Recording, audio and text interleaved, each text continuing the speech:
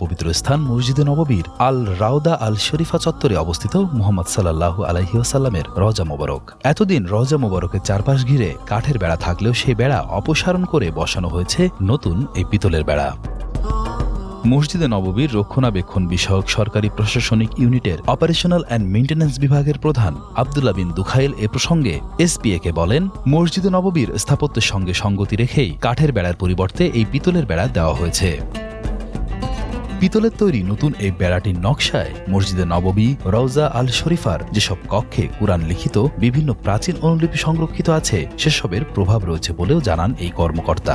আব্দুল্লাহ বিন দুখাইল আরও বলেন, এটি খুবই মজবুত এবং ভূমিতে দৃঢ়ভাবে গাঁথা। সেই সঙ্গে জনতার ভিড় থেকে মহানবী সাল্লাল্লাহু আলাইহি ওয়াসাল্লামের রওজা মোবারককে যথাযথ সুরক্ষা দেওয়ার জন্য পুরোপুরি উপযোগী। এদিকে রমজানের প্রথম 20 দিনে 2,10,00,000-এরও বেশি মুসলমান মসজিদে নববীতে নামাজ আদায় করেছেন।